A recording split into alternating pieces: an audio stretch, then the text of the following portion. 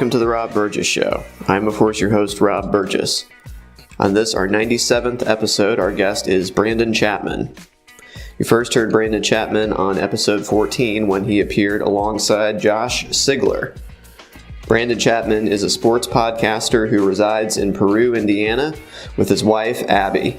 He will graduate from IUK in May of 2018 with a BS in communication with a concentration in public speaking. His show, Sounding Off, is recorded from the 1350 AM WIOU studio and drops new episodes every Sunday afternoon. And now, onto the show.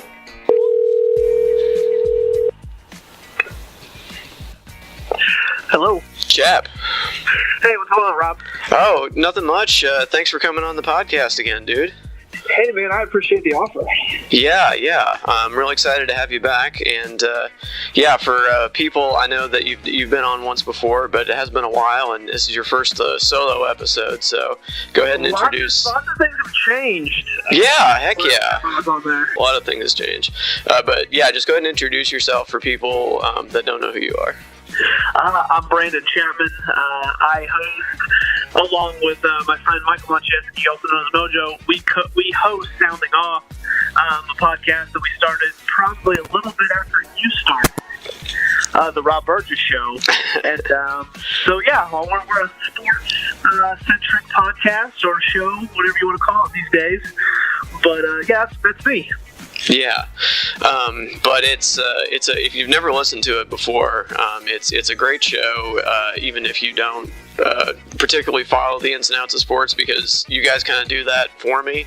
I kind of, this is probably a good thing because I actually get most of my sports news from your show. That's awesome, Rob. That's the biggest compliment that I think anybody can give me, is the fact that they either develop their opinion from something I've said or something on my show, or they get their information.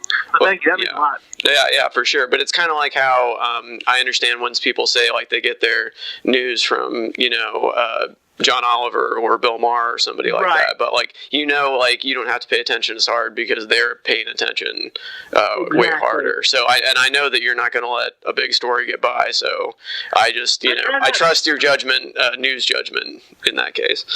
I appreciate that. And as a guy coming from the news world, you understand that. You can only cover so much, especially in the time between doing the show that we actually do and using social media and the other ways. I mean, you try to stay on top of as much of it as you can. And with the 24-hour news cycle, sometimes it's complicated. It's hard. Yeah, and I almost understand your twice a week format that you had going for a while. I know that you had to scale it back because it's as you know, hard enough to put one thing out a week. Absolutely. So, yeah, but there's enough sports news that you can do two good-sized episodes every week and not run out of things to talk about or be redundant, Well, to be honest, if there was ever the opportunity to make a job out of this, like a legit, career, there's enough stuff to do stuff every day. That's why those shows exist. It's just a matter of, trying to get to that platform and get to that level. There's so many things out there and just trying to stay on top of it all. I wake up in the morning sometimes with so many notifications. I forgot to tap it when I went to bed, and it's like, well, crap, now I have to make a list to add to my show. I mean, it's a lot of work, and I don't think people necessarily understand, even though you do in your show, that there's research, there's stuff, there's just all kinds of stuff going on. Mm-hmm. And when you're trying to be content conscious with me, trying to make it timely, there's stuff. I do a show an hour and a half every week, and I have 2-page list of stuff I want to talk about. I don't get to half of it. I just do. It's just the way that it is. Mm-hmm. Yeah, and you don't know where the conversation's going to take you necessarily. You don't know what is going to be a dud. You think something's going to take up a bunch of your time, and it's going to be somebody will just answer yeah, and then it's oh, okay, moving on to the next thing. And there's I wanted to ask you, all your time, especially working for the paper and all the interviews and everything you did, you try to have an idea of a roadmap of where it's going to go. Mm-hmm. You're interviewing people. You're just kind of okay, I've got to call an audible now because I kind of thought I was going to go this direction. Oh, yeah. You're not giving me the information I want. You're not giving me the answers. I'm trying not to coerce anything here. And when you do a show kind of like what we do, there has to be a flow. You don't want to sometimes we get down a rabbit hole and we spend 40 minutes on one thing where we wasn't planned. But if the content's good, the content's good. But you still just want it all to flow. Yeah, but I think the best things in podcasts happen when it does go off the rails a little bit and it goes into a place that you didn't expect. Because that feels very natural when everyone's kind of doing it at the same time, you know? Absolutely. You want genuine content. And that's where, you know, when I try to interview people, especially on my show, I don't give them questions ahead of time. I'll give them kind of rough ideas of like a topic. But I don't want to give them a script. I don't want that. I want a natural reaction, and there's been some moments that have been really cool, and some moments where it's like, this kind of started off a little slow, but I think that's a lot of because of who I was interviewing. Like, you got people who, it's almost like you're Talladega Nights, Ricky Bobby. I don't know what's in their hands. Like, we're just having a conversation here. And as soon as you put a mic on or you let somebody know you're recording, they freak out. Yeah, that totally changes the dynamic. It totally makes it like stilted. You start having conversations that you would never have in real life, only because you know that you're listening. Somebody's listening to it. Right. Somebody starts talking in a way you're like, I've known you for a while, and you never once talk like that. Like, come on, you're putting on a show now. Yeah, for sure. But yeah, how is that? Because you're starting to. That's one reason I wanted to talk to you is because you're branching out. You're doing a lot of new things, and I like it a lot. You've got interviews that you're incorporating into the show more, and you're making it about people that are in the local area. So that's kind of new. You guys didn't really do that as much or in the beginning, anyway. Right. You know, when it all started, it started in the basement. It started with me and Josh Sigler, who, although he's no longer a part of the show, still a friend of the program. We started in the basement, just two guys talking shop about sports, doing what we want. We really went in the direction of kind of like an unfiltered, and sometimes I think that got out of hand.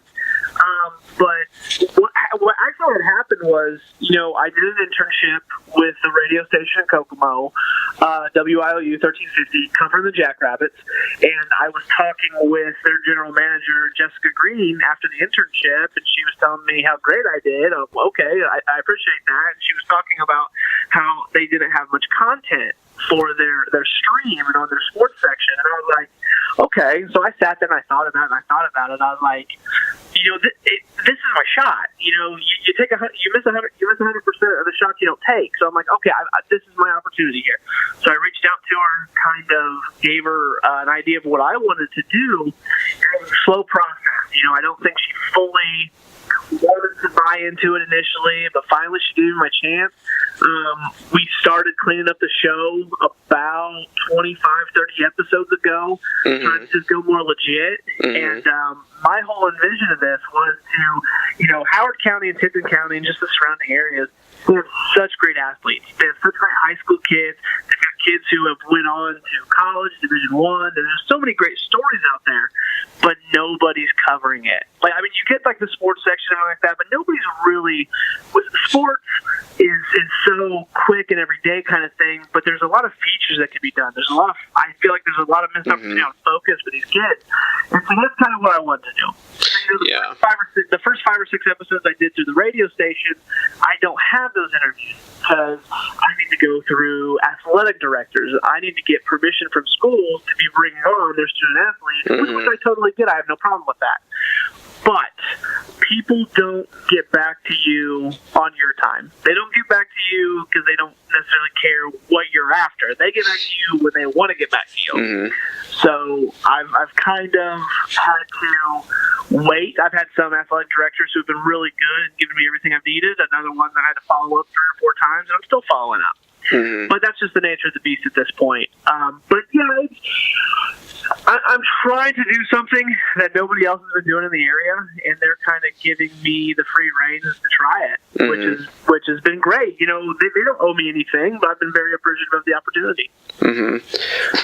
Well, I can tell you, as working as a print journalist, that I very often take more notes and transcribe more interviews than I'll ever use. And I wrote today I wrote a 1,200 word story, and I had almost 10,000 words of notes and transcripts and stuff, and there's stuff in that I'll never use, and it's just because I don't have the space. No one would have the space to do what you can do in a podcast, Absolutely. in print, or even on television. You really get the space to like explore things in depth, whereas it's more of a surface level thing most of the time. So we also added like Facebook Live, which I was really kind of like on the fence about doing. But to be honest, that's been the best thing. I mean, that's probably exposed us to more people than anything we've done. Yes. Because for some odd reason, people like to look in and see the guests when they're in the studio, or see me and Mojo, as goofy as we look. They like to sit in there and watch it. They like to comment. They like to ask questions. They like it to be interactive. And that's awesome. I will run with that. I'm kind of a man of the people, and I'll do what I can to make the people happy. Yeah, people want to see how the sausage gets made. Exactly. They want, that Howard Stern had a TV show, and it was just him doing his radio show in his studio and stuff. So, right. Yeah, people like to watch that kind of stuff. So, yeah, but that's a good way to get in to where people are, which is obviously Facebook and stuff. So, I'll tell you kind of the one thing, and this is just me being candid, and kind of what frustrates me is I've had friends who have quite honestly told me, they listen to other programs like Barstool Sports, Pat McAfee Show, stuff like that. They listen to that all the time, and they kind of lose track of where and I'm kind of, I get it. And they're like, well, they're funny, and they do this, they do that. To be able to curse, be dirty, and do everything like you want to do, that's easy. That is really easy to get on there and just be crude and do all that stuff. That's an audience. It's a dumb audience, if I'm being honest, because you don't have to be creative. And then you have people on ESPN like Stephen A. Smith who are constantly playing a race card. Like, to be controversial is where the success is, and I sit here kind of torn. I'm like, how do you be successful by being classy and by doing like good work? That's the difficult part. I can't believe I'm hearing this from Brandon Chapman, the man that told me to just let it fly, I believe, once on podcasts. You know what? Times have changed. I've grown up.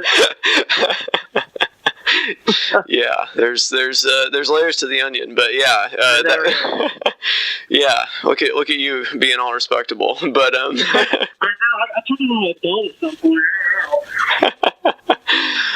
But you guys, yeah, you earned that explicit rating back in the day, but that's you gotta get out there, and that's always been my thing, is that I don't put anything out into the world ever since I became a professional journalist that I would have to in any way answer for like that. Because I'll tell you the one thing about cursing is that I love to curse, and some of my favorite words when I'm not being recorded are cursing, but like people see it as an opportunity to dismiss what you're saying automatically because you're cursing. Oh, yeah. And they think that you have no valid points and that you're, not worth listening to. And I just see it as it's part of speech to me. So that doesn't affect how I think about it, but it does give people something to hold on to if they want to, like, okay, I'm not going to listen to you. This is why. So.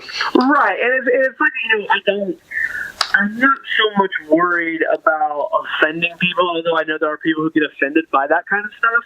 But for me, it's when you limit your vocabulary to so many four-letter words, it's how can you have the ability to articulate an argument without F this or, stuff like that. Like that's what you need to do, and that's what I've tried to do. And, my buddy who does the show with me, he said that's been the hardest thing, is not to curse. Because when you do it so cavalier and casual in your conversation, it's one thing, but it's like, don't curse. I understand that we're interviewing high school kids. I'm representing a radio station. Like after the first couple weeks, it's been real easy. Like, I don't think about it. It's like as soon as I go to the studio, I flip a switch, and that's it. Like, it's done. So it's actually like once you get in that zone, it's not that bad. And like you, in the professional capacity, I'm sure you have that, because you sit there and interview people, but as soon as you go home, you're like, all right, let it fly. Mm-hmm. Oh, for sure. Yeah, definitely. Yeah, but you wanted to talk about, we should probably talk about the Super Bowl, but we don't have to talk about that yet. We could talk about ESPN laying off people, because I think that's quite a story in media right now. It is, and that's what kills me. You've got sports is just a multi-billion-dollar industry, and you have these monopolies, especially with people like ESPN. And when they're laying off some of the most talented people that I've read, and some of my favorite journalists, they're laying them off so people like Stephen A. Smith can go and play the race card every day for 3 hours, and he's making $4.5 million to just sit there and spew word vomit. That's the stuff that bothers me, because I feel like the media, they're just selling their soul for the dollar. That's what they're doing. Mm-hmm. They spend all these money on these contracts. They're getting rid of the talent. They're getting rid of the ones who are really the valuable ones as far as the assets go, but you put on the face of an angry black man, or that's just the kind of stuff that bothers me. ESPN, which is owned by Disney, and it's just the way they're handling business is absolutely atrocious. Oh, and don't you dare have an opinion, because if you do, and you say anything negative about the President of the United States, who I've even known to do even on my show, even at the current level time, but don't you dare have an opinion, because you'll be penalized for that. Yeah, just shout out to Jamel Hill, right? Right, and not to mention there was just these allegations about sexual harassment and everything like that. ESPN did nothing with that. There's reports that has been going on for a decade there. That got swept under the rug. One of their main anchors sent pictures of him without a shirt to one of the new anchors asking, "Hey, what are you doing this weekend?" And it's just nothing. He got nothing. Wow. This is the culture that we continue to perpetuate. It's bothersome. That's why you have guys like you and me who are like, we want our own pirate ship. We want to do our own thing because we can do it the way we want to do it. Yeah. We have morals and values, and that's what we're going to abide by. Yeah. And I've thought about, why do I do this? Why do I do this podcast? Why do I feel like I need to do this? And it's kind of like the only place I really get to feel like I can express myself freely. Like, it's really like the only place, like, even though I am a working journalist, I still have to be, a working journalist. I can't. You still have a boss. You still answer. Sure, exactly. When I'm at work, I'm at work. You know what I mean? But like, when I do this is me. I get anything I want to talk about, we can talk about. And that's very freeing. And yeah, it's like you're saying, it's these larger corporate structures that are, they're not recognizing what makes things go. And I think a lot of media companies are doing that these days. And I think it's short-sighted, because I don't think it's going to get them to like profitability, or if that's what they're trying to do. I don't think making the product worse makes anybody want to give you more money. Right. Well, I think another thing that really kind of gets me about this stuff, in any form of media, to sit there and say that there's not a bias is ridiculous. There's a bias in everything possible. You have a bias in the way you're going to portray things. I have a bias in the way I'm going to portray things. But at the same time, too, guys like you and I can see other sides. It doesn't mean we agree with it, but we can see things from multiple angles. And that's what many people in media, in society, just in all capacities, they lack the ability to look at something from another side, because they're afraid that it's going to contradict what they believe. And ESPN is historically biased, and they started even making fun of themselves for it. I remember this was a couple years ago, back when the Indiana Pacers were really good, and they were battling the Heat to go to the NBA Finals and everything like that. The Pacers whooped the crap out of the Heat, and ESPN anchors trying to go, yeah, Indiana won the game, but they're in Indiana, we're not going to talk about them. I'm like, okay, you're blatantly talking about your bias at this point. You don't even care. Like, it's a running joke now. Yeah. What do you think, though, about the cord cutting thing with them? Because, historically, wasn't that always the thing, is that whether you liked it or not, you got ESPN when you got cable. So you pay them money. So if you're not buying like the $100 a month cable package from Comcast or whatever, you're not having to pay for that, and they don't have, I don't know. Well, no, and I get that. I still have ESPN. I watch very little of ESPN just because I don't have time. Most of my content and everything that I'm getting anymore comes from Twitter, will come from Yahoo Sports, will come from Bleacher Report. What's really the problem is ESPN still has so much control as far as televising events that's where it's at. You can get your updates, you can get your headlines anywhere, but as far as watching games, you're still kind of handcuffed to ESPN. So, as a true sports guy that I am, I can never get away from that. But when you have everybody else, all these leagues who are starting to create their own networks, you're going to see a point to where ESPN's viewership is going to go down and go down and go down because you have people switching to things like the Hulu or the Sling, stuff like that. Because you can get these other networks, you can get the Major League Baseball network, you can get the NFL network, you can get all this separate without having to be a slave to ESPN. Yeah. Do you think that they're going to try to do some kind of streaming thing or something? Is that their plan? ESPN is going to constantly try to appeal to the masses in any way, shape, or form that they can. They're trying to be active with like a Snapchat. They're trying to do that. If they would go back to just focusing on what they were good at, they probably wouldn't be so bad. But when you start essentially mocking people because of your bias and you're not... The format they're currently running with is just crap. It's not going to work. It works for a specific demographic, but it turns a lot of people off. A lot of people get tired of the you have to keep politics out of sports. I get that, I do, but if somebody asks an athlete, if somebody asks LeBron his thoughts, it's for a quote, it's to make the airtime, it's to make the story. That's what it's about. So ESPN at the same time is kind of making it a problem because they're choosing to put the content on there.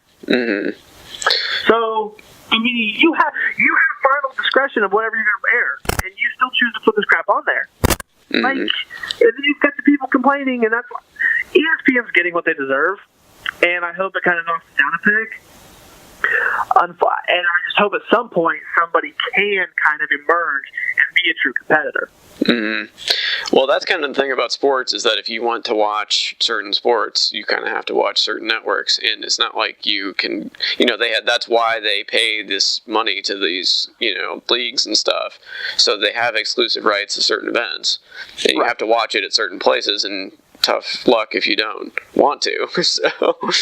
But if you're ESPN, you're sitting good because you're owned by Disney, who has more money than God. So what do you do? They're making the Star Wars movies now, right? Yeah, you've got the deepest pockets of any company on the planet. Right, you're basically printing money.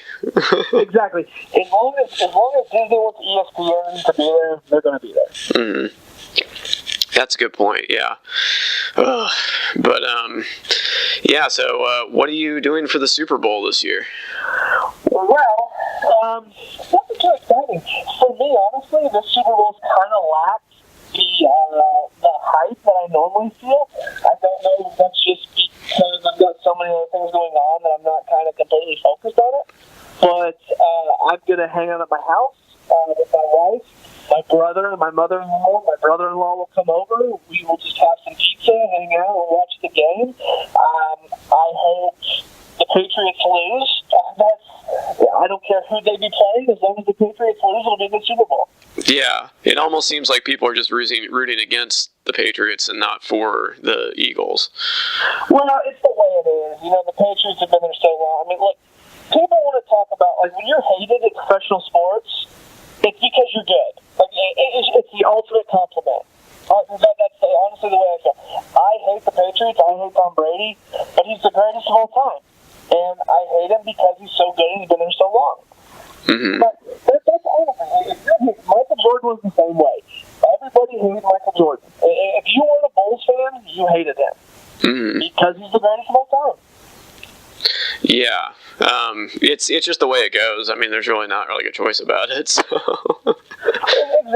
Look, I'll always stand by it.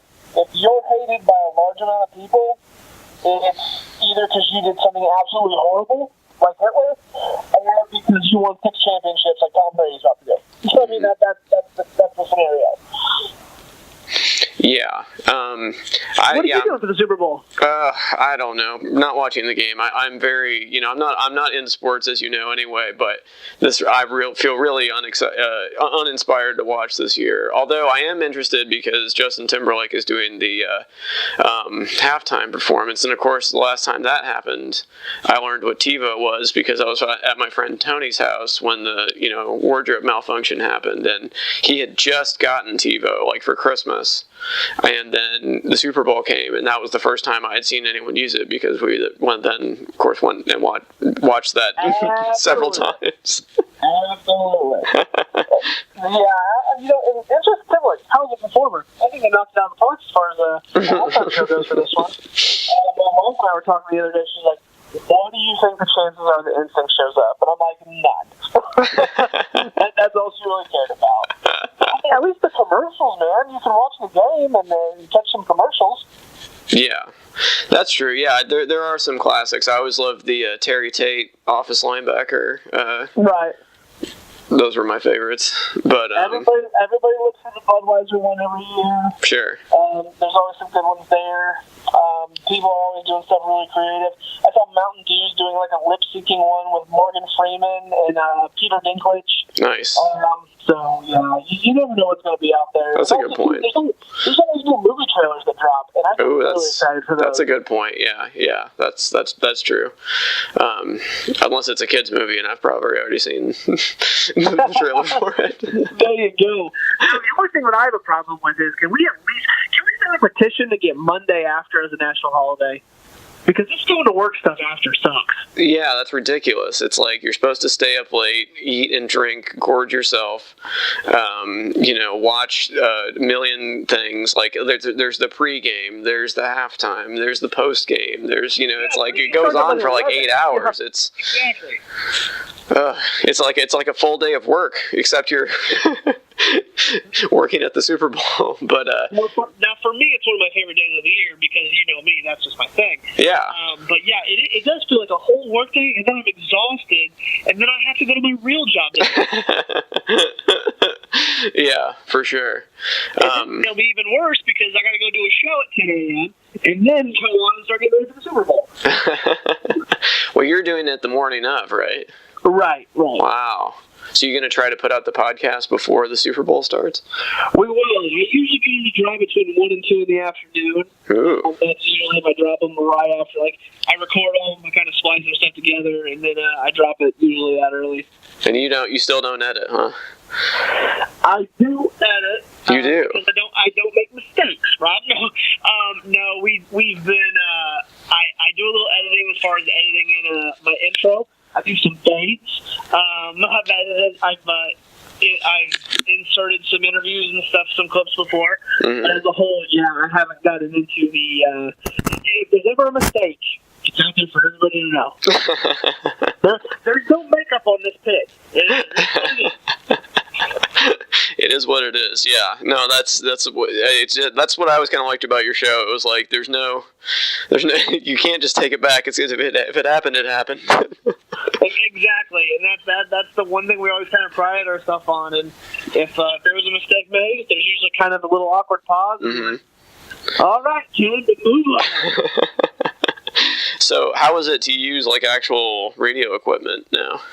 Dude, it blew my mind. When we first got in there, I was super excited because it was kind of it was a dream come true because this is something that I always aspired to do, This all started when you started this. I saw what you were doing, and I picked your brain, and you're like, man, it's super easy, and I'm like, yeah, this is what I want to do. So that's where it all started. And, from the time I was doing my basement to just recording it from a phone, and then I got a mic, and you were the first one to tell me, hey, man, what'd you do? Because it sounds better. And I was like, I got a mic. And you're like, awesome, keep going.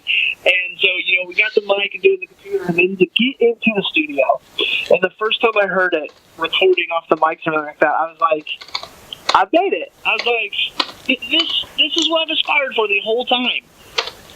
Yeah, and it sounds totally legit now, and it doesn't it's stereo sound. It's crystal clear. So.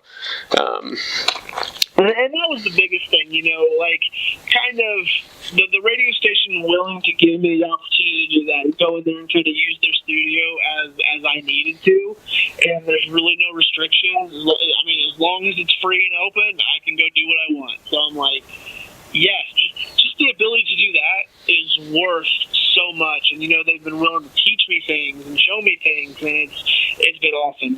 There's been things that they teach me just over the course of a couple weeks that people have went to college for 4 years to figure out how to use this stuff, and it's like, this is awesome. Yeah, well, that was like when I was at WFHB in Bloomington. Like, I went and it was like basically just learn on the job what we went to school for, basically. Right. Which is kind of the best way to learn. I think it's definitely harder because you're just going to have to hit the ground running, but at the same time, it's like this has to happen. This has to happen. So. Yeah, it's just getting in the motion, getting the repetition, and just knowing. And everything's kind of computer now, so everything, I mean, there's a little bit of a soundboard, but everything else is just done as computer stuff, so it was kind of like just making sure everything flows and works together. And the guy who was showing me, he was like, it seems overwhelming, because my problems going to do 2 or 3 times, it's nothing. And he was right. Like, I'm sitting here, like, I'm making notes, like, I've got this whole, like, note sheet on my phone of, like, how to do everything like that. And then after I did it a time or two, I'm like, oh, okay. Yeah, it's just, once you know, you know. Mm-hmm.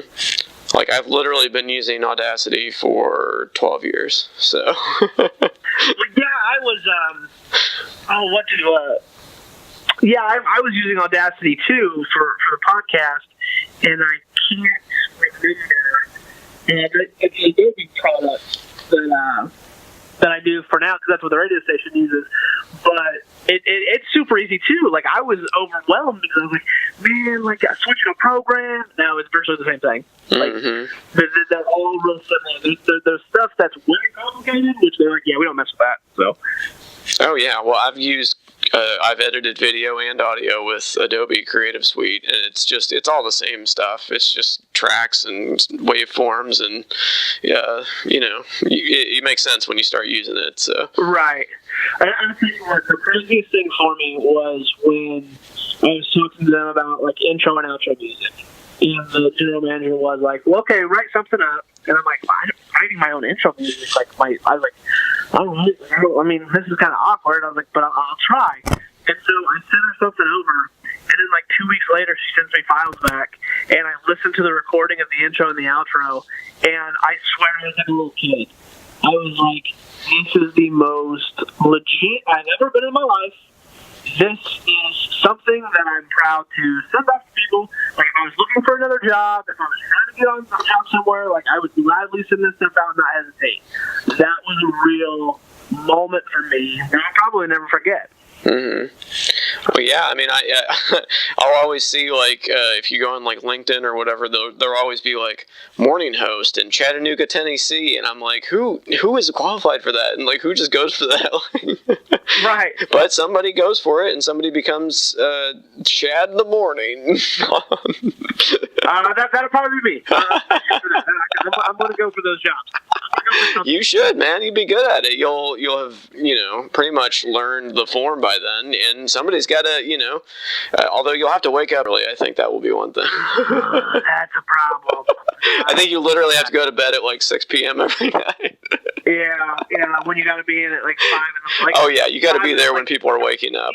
The air at 5. I'm like, okay. Yeah. But no, I mean, I'll think about the real thing. I would love to get a job in sports in some capacity, whether it was broadcasting or get into kind of like athletics, like director kind of stuff like that. Like, I never, like, radio wasn't ever really the ambition, but I'm just trying to use it in whatever capacity or tool to kind of get me to where I want to be at this point. Well, I mean, that's kind of how you have to look at it. It's like, am I getting what I want out of this while I'm here? Right. I think that's important too. I don't think you can downplay that. And now you have a body of work that you're proud of to show people when, you want to show yourself, in the world. And that's something that you can't just snap your fingers. You have to put the work in for that. Yeah, I'm basically just trying to load a resume the best I can. I'm just trying to stack it with as much stuff. And, I'm going to be 32 years old. I'm finally going to graduate college this May.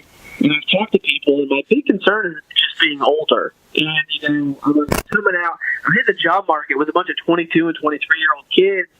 And I'm like, man, I'm the old man.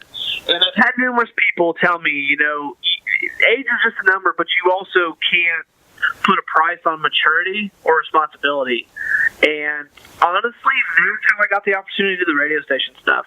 I went in, did the internship, and the lady I worked for was so impressed with what I did. And she's like, if I could have adult interns all the time, she's like, I would. I'm like, well, there's not a lot of us out there, especially like that's going to do this. But and that's been the big thing, just putting the work in, putting the time. And that's been the saving grace, I guess, for me, is because I'm not getting so hung up on being older. It's the fact that I think I can go in and show what the package is here, and that maybe that'll sell itself. All they're really looking for is to make sure that you can do the thing that they want you to be able to do. Right. And as long as you can convince them of that, I don't really think it matters if you're 22 or 32 or whatever, I think it's just as long as they are convinced that what they expect you to do will get done in the way they want it done. I don't think that matters so much. So hopefully so, but also too, I'm not looking for that entry-level pay either. Oh, well then, you're gonna have to. I'm making very good money now doing sales. I got a wife. We're trying to have kids. Sure. I could go in being like a ticket taker for I'm gonna start sweeping the floors of this place, and I'm gonna be in the president's chair one day. It's the worst thing, man, because when you look at jobs in sports, it all starts in ticket sales. Every single thing starts in ticket sales. Wow. You know what that pays? Hardly nothing. Like you make like $23,000 a year doing a year of ticket sales. Yikes. Yeah, well, I mean, that's another thing in media in general. I think that's a very real thing, and that's why, people of, minority backgrounds are not always very well represented in the media, is because to get started, to get your foot in the door, to get any kind of traction, you have to be willing to just make literally no money for a long time. And then you can start to make money once you have your credentials, but you just have to pay your dues. And while you're doing that, you are either an unpaid intern or you're a poorly paid person. Like you're saying, but only people that have something to fall back on, aka a trust fund or their parents or some other way to support themselves. And well, yeah. So that's the summer internship I did. It was unpaid. I did over 200 hours. I only did 120 for my internship. I did over 200 hours of covering baseball and doing their social media stuff for them. And then what that got me though was an opportunity to kind of continue it, and they let me do play-by-play for football on the radio. So it's okay, this is all unpaid, but now I'm kind of getting something that I want to do. And I think that's kind of what transitioned into the kind of the radio stuff too, and using the station. We're not paying you, but we kind of are by giving you, basically free time, free equipment, free stuff like that. So it's taking what you can get, but it also all comes down to me taking the chance and asking, because they weren't coming to me looking for content. It was just casually mentioned, and I was like, I'm going to run with it, see what I can do. Shout out to Jessica Green, by the way. She once wished me happy birthday on the radio and said that I was a sassy little liberal. I'll tell you what, Jessica Green is one of my favorite people. She has been awesome, as I've got to know her since I was doing the internship and everything and kind of working with her. She's really taken a chance on me, and she's kind of let me do what I want to do. Jessica Green, the general manager of Z92.5 and WIOU, she's a pretty badass lady. Yeah, for sure. She's younger than me, and I always refer to her as boss lady. She's a good year and a half, almost 2 years younger than me. But I told her, I was like, hey, I'm a feminist. I've got no problem taking on this from a woman. So you're finally graduating college, is that right? finally going to, here in May. So, how long has this been? Oh, you really want to put me on the spot, don't you, Rob? Hey, there's nothing wrong with that. Several of my best friends had extended college careers. Are they doctors? I joke around. I'm a communications major, and of all the communication professors who are at IUK, the longest being 6 or 7 years, I have been there longer than all of them. You should get tenure or something. I joked about it, yeah. They make the joke now that there's no way that I cannot pass the class that I'm taking. I only have one class this semester. And they're like, there's no way you're not going to pass because we're kicking your ass out. Like, you're not staying here any longer. Mm-hmm. So, but, I've been there. I've been at IUK. It's been like 6 or 7 years. But that's going part-time for so long. Me and my wife got married, and I had to work. That was just kind of the way it was. College classes usually, outside of business, college classes aren't friendly for a working adult. No, absolutely not. My mom got her college degree when I was a kid. She went back to school, and that was grueling because it's like you have your life, and then you have this on top of your life. So, God, I can only imagine having to deal with a little Rob Burgess. It was Robbie Burgess then, and he was, yeah. God, can we bring Robbie Burgess back? Huh? Can we bring Robbie Burgess back? I like that. Only a few people call me Robbie, but if you feel whatever I've been called worse. So. Fair enough. Yeah. It was kind of around the same time I was like, I'm not wearing tighty-whitey underwear anymore, wearing boxers, and by the way, my name is Rob now. Stop calling me Robbie. It was all happening at the same time. You were the feistiest 9-year-old ever at exactly. that point. I was done. Yeah. I was in the 3rd grade, and I wasn't finna take it anymore. So. That's when you took your stand. That's when you went liberal. Oh, yeah, absolutely. I was a good little conservative up until then, but then I broke bad. So. You dropped the Bible on the floor and you That's said, right. No more, Mom. Absolutely. You moved on. Yeah, it's over. But yeah, man. But okay, so I want to go back to something that we breezed up past. But you do have an intro music now, and you did write a script for it. Now, I'm not familiar with sports, but I know what you're talking about when you say that Jordan. Would you say Jordan had Pippen, and wasn't that one of the what is the text of the intro? Michael had Scotty. Uh-huh. Steve had Jerry.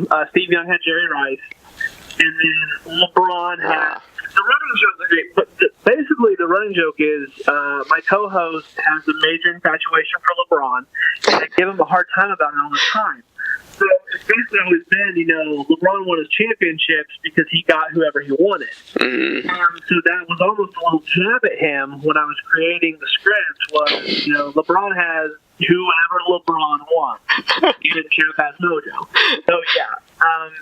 When I told him that's what I did for the script, and he was just like, okay, whatever. And then when he heard it, he's like, it's perfect. He's like, I have no problem with that whatsoever. No, but I mean, you're obviously the leader of the show. You're driving the action of the conversation. So obviously, you in this case, I guess, would be the Michael. You're the Michael, right, in this scenario to Scotty. You're gonna put me on the spot. Yeah, I'll say that. It's funny you mentioned that because my co-host was out to lunch a while back with some friends of his who are listeners of the show, and they were talking about something, and he goes, yeah, we were just talking about that on my show. And one of his buddies turns to him and goes, oh, so it's your show? And Chap's your sidekick? And I told him all along, I was like, hey, this is our show. It's just as much your show as it is my show. It's our show. But so now the running joke is that it's his show, and I'm his. He's Barry, I'm Robin. Like I've been the sidekick. Mm-hmm. So, but even though obviously we didn't do a show this last week, I had some health issues come up. But so somebody texted me and was like, "Well, we now know it's your show since Mojo can't do it without you." There you go. For sure. Well, it's kind of like how certain bands will be called certain bands for years and years, but there's only like 2 people that are still in it the whole time. Oh, you mean like Journey and Leonard Skinner? Yes, exactly like those bands. Yeah, you know what I'm saying. So yeah, there's always like a rotating cast of people that they add to it, but obviously the show could not go on but for the core person that's driving the action. And like you said, this was something that you conceived of, and obviously your co-host is very important because do you feel like you need a co-host? Do you ever think of just doing it alone or with over the phone, or I don't know, like I think you could carry a whole show. I could, but I feel like it wouldn't be the product that I would want it to be. Well, then, yeah, you shouldn't do that. I'm just saying, like, I think you could probably, there are people that, yeah, it is more interesting to talk to someone else than just to talk to yourself, I guess. Well, I'll tell you, because people have asked me, the one thing, when Sigler and I were doing the show for so long, I love the guy to death, but we agree on way too much. And I think you have a show, when you have people, and it's kind of almost like a debate show, you need some conflict. And Sig and I hardly ever disagree. So it's like when we would kind of get ramped up to try to talk about something, but it's like, oh, we both agree about it. There's nothing to argue. So at least,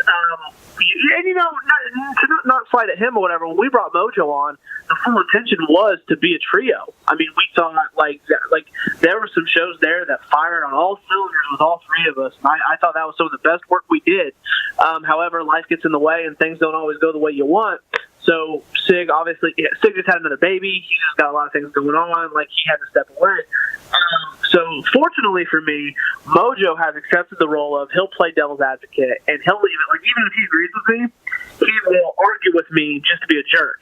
And I told him to do that all the time because, that's why I talk about seeing things from multiple angles. You've got to be able to throw stuff out and be like, okay, well, I can argue that point. I can argue this point, and I didn't think of it this way.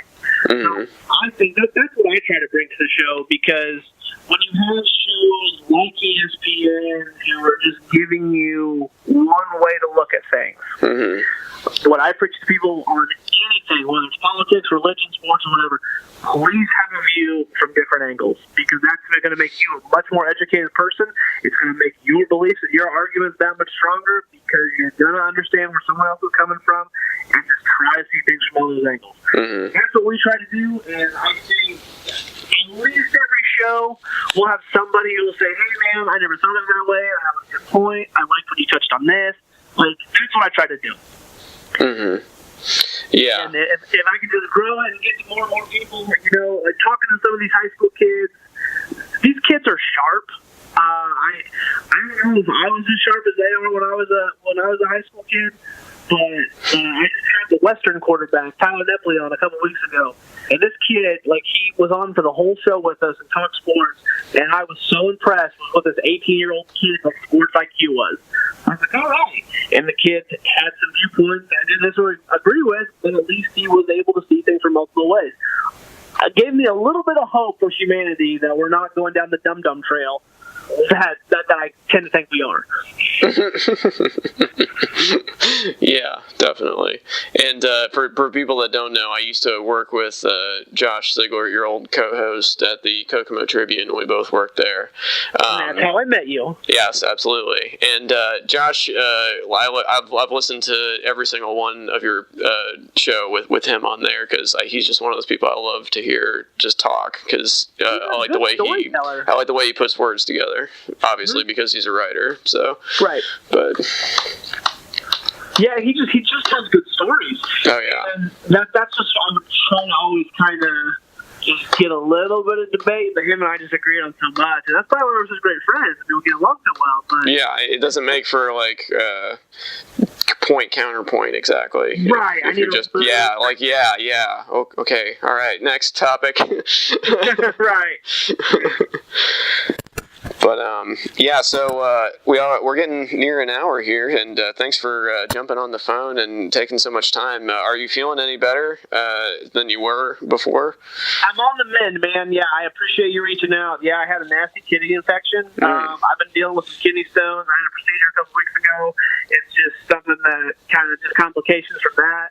And it was rough. Over the weekend, I had 104-degree temperature. I was throwing up. I thought the end was near. I was concerned.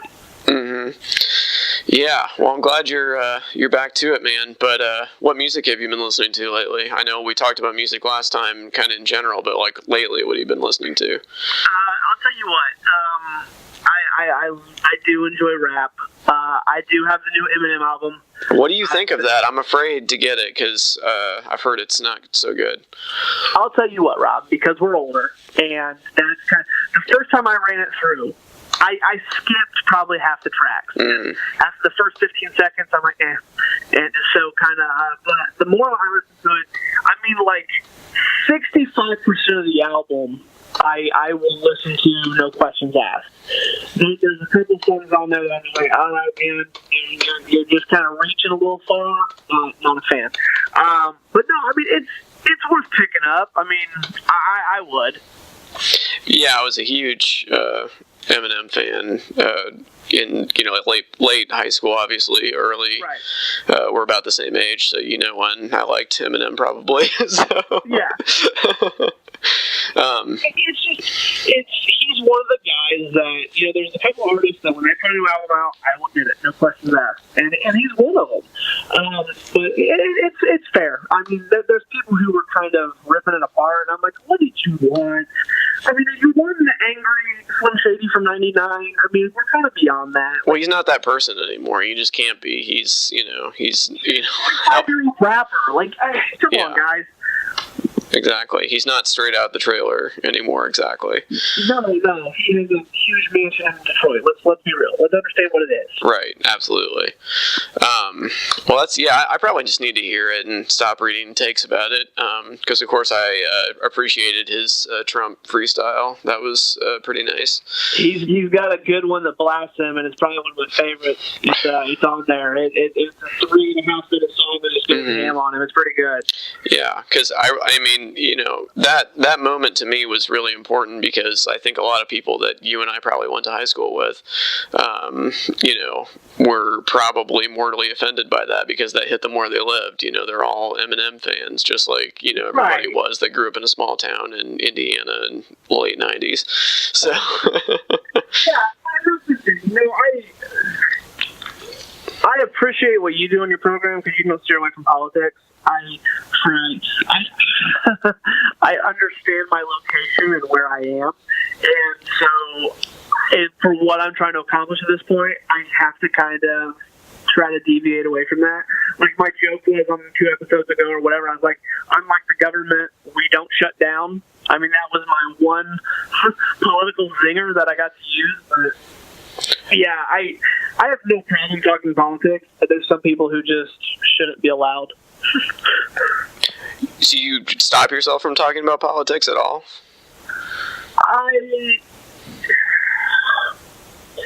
It depends on the situation. Come on, man! I was a weekly columnist in Kokomo, and you know me, so you don't think I've heard it. I understand. Like, I'm a salesman. So I'll roll up on. Sure, okay, I understand. You have another identity that you've got to maintain. I get it. Right. I had a guy one time. This one guy, I made it clear because he went up on something like that. And I was like, look, man. I will call myself a liberal all day long. I'm fine with that. I don't care. I'm not gonna talk that crap with you because he got like real conservative. But I had another guy one time. And he's like, oh yeah, Trump's got it. This is actually one of the elections. I was like, America's gonna be good again. And I go. Yeah. How are you doing your part? I just completely bypassed the situation.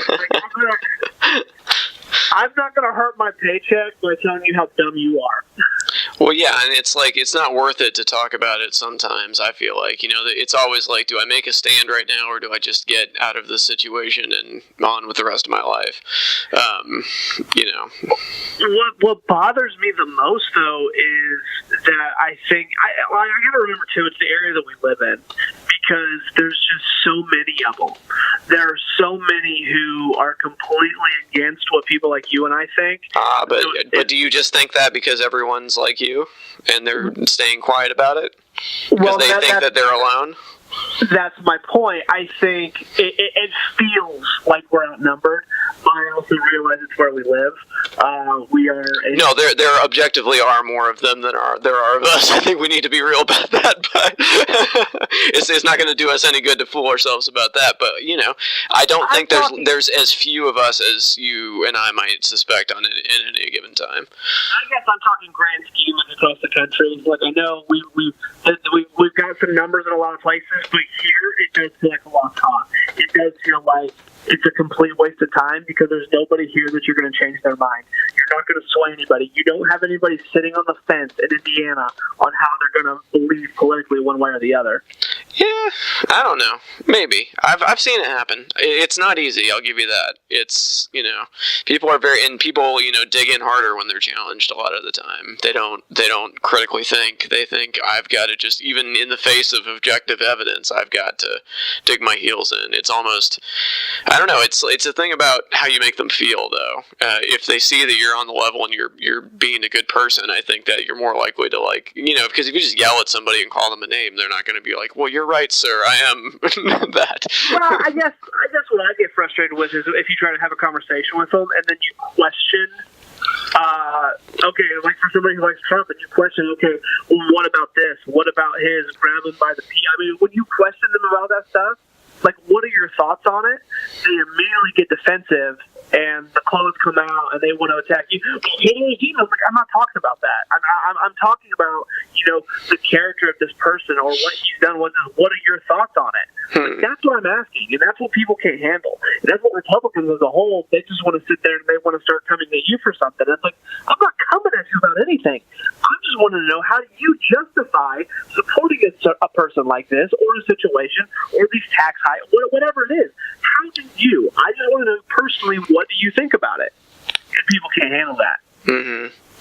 Yeah, I go through my day and I'm thinking, how can people believe these things that they believe? But then I realize I never, ever watch Fox News. Ever. And there are people that get all of their information, like we were saying about, getting all your news from one place. If that's where you're if that's the spigot you're sticking your lips on, you're getting a pretty nasty shot every day that I'm not getting. So I don't really understand your worldview at all. So I just never understood how a blue collar factory worker thought Trump was going to support them. Mm-hmm. Like how is this billionaire? Like, you think this billionaire cares about you? Dave Chappelle, have you seen his new stand-ups? No, I have not yet, but I've watched the first two Netflix. I've not seen the most recent two. The two recent ones that came on news, he's got this bit where he talks about, he's like, I'm standing in line, he goes, and I'm, there's a lot of kind of poor people around me. He's like, I'm not going to sugarcoat it. He goes, but I'm sitting here hearing these people talk like, yeah, Trump's going to fight for us. And he's like, no, he's not. He's going to fight for me. He goes, I'm the tax bracket he's worried about, guys. What are you talking about? Mm-hmm. And I'm like, that's fact. Mm-hmm. That's 100% true. So I just kind of wonder, what I get frustrated now is with all the news that comes out and everything, I'm still kind of waiting. I was like, how far are we going to let this charade go? Like, how far do we continue to let just this embarrassment and complete corruption go before something's going to happen? Yeah, it's like, how close do you let the toddler get to the stove before they just, burn their hand? It's like how much worse is this going to get before, So, yeah, I wonder that every day, and, I don't know where the line is or if there is even a line, and I don't think it's in sight, and that's what scares me. Mm-hmm. Yeah, it's a cult. It's, don't question the dear leader. So. Well, midterm elections are this year, so. Oh, get here in November. This is going to be the longest 9 months ever. But, hey, how's the new baby doing? Oh, she's doing great. She's actually almost 9 months. Holy cow. Yeah, I know, time flies. But she waved at me and screamed "Daddy" today, so that was pretty nice. Oh my goodness. So yeah, that's been a lot of fun. There's challenges, of course, and I'm sure Sig knows all about that with his situation, because he's in the right. he's in the depths of it right now. Yeah. So How's the new job? Oh, it's going really well. It's a lot more writing, that's for sure. I'm not just spouting off about my opinions, and saying whatever I want. So I have to talk to a bunch of people and see what they want to hear talk about. Well, let that information get back to Kokomo, and people might subscribe to you. They just don't want your opinion. Oh yeah. Oh yeah, exactly. This is everything they could have dreamed of. I'm not. Exactly. It's over. My reign of terror is over. It's finally gone. Woo! More that liberal BS. Exactly. I hate Red every single one of his columns. Yeah, I do wonder what those people do for entertainment these days. Probably complain about something else. Yeah, exactly. They're fixated on something else that they can't control. But hey, thanks for coming on the show, man. I really appreciate it, and we should do it again sometime because it's been great. And maybe I'll call into your studio and we can record it on your high quality, studio technology or something. Awesome. I would love to set something up with you, buddy. I appreciate you reaching out. I will always call on to do your show. You're kind of, like I said, man, I give a lot of credit to you for where I've got to where I am because you let me pick your brain. You've been really cool with me, and I'll always appreciate that. Yeah, absolutely. And even though I feel competitive in the sense of if I see you doing something good, I'm like, oh, I want to do that. Why am I not doing that? I don't wish you ill because of it. You know what I mean? It's not like there's enough success for everybody. The way I feel about it. Absolutely. So if you do good, we all do good. Everyone. Any way I can help my friends and anything like that, I'll always do that. So if there's anything I can ever do for you, please don't ever hesitate to ask because I'm going to ask you if there's anything. Yeah, absolutely. And WIOU management, if you're listening, if some studio microphones and cables go missing, I was out of town that day and I had nothing to do with it. So. Thank you. Now I'm going to get in trouble. I think that Robbie. Yeah, we're bringing it all the way back. Flashbacks. But, hey, well, I'll talk to you soon, dude, and I hope you feel better. All right, I appreciate it, man. Take care. Later on.